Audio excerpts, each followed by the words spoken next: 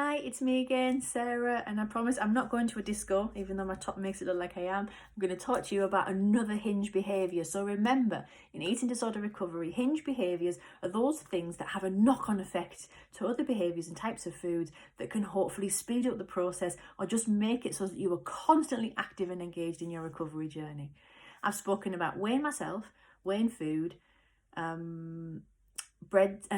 butter, oils and fats, and I'm going to do breads today. Now, I briefly spoke about bread when we were talking about weighing food, but I'm going to speak about bread in itself as being such a really important hinge food.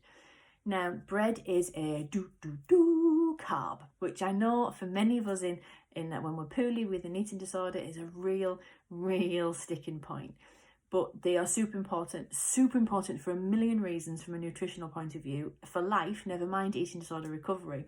But I think bread is the carb to get your head around for what I'm talking about, these hinge behaviours, because the second you start to eat different types of bread, the second you're opening yourself up to things like sandwiches or things like toast, you're also opening yourself up to be able to eat out. You're also opening yourself up to be able to grab and go. So we're all busy. None of us have time, like anorexia wants us to sit and create, your sandwiches in this minute detail, and it takes you an hour to prepare. Sometimes you need to be able to get up, get halfway to work and go, oh, bollocks, I forgot my dinner. Pop to the garage or Greg's or whatever and grab a sandwich off the shelf. So by being able to tackle bread, you're opening up all these possibilities for life, which is why it's a hinge food, not a behaviour in this instance.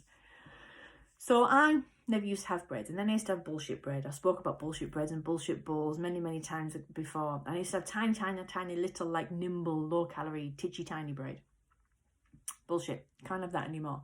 So I started to develop my love of bread, and I went white to start off with. So because white bread in my head back then was the less healthy version, I thought, right, I need to crack this proper, because if I just keep eating the healthy bread, then I'm never going to crack actually the fact that I need to be able to eat whatever bread's in front of me. If you're in a shop or a cafe buying a sandwich, you don't know what bread it's going to be served on. So you need to be able to be practicing that so that you can access any bread at all. So Hovis Best of Both, or 50-50 or whatever it was called, was my first go-to bread. And I also combined it with stopping weighing things. So I just open the bag and take 2 slices out or 3 slices out, close the bag, and that was my bread. Done. The thing I had huge issues with was like slicing bread that hadn't been sliced already. So that came a little bit further down the road. But I worked with people to help me do that. And I then started to be able to buy the stuff that wasn't sliced and start to generally slice it. But I used to do it like kind of weekly cycles. So like one week I'd have like a tiger bread, and the next week I'd have a seeded loaf, and then maybe I'd have a tiger bread again to make sure that I hadn't yo-yoed between what I was and wasn't allowed myself. So breads are super important hinge food because of how it opens other possibilities up to you to be enjoying life outside and a life beyond anorexia. So I suggest, if you're really struggling with bread, just pick a loaf and then go open the bag, grab your slices and close the bag.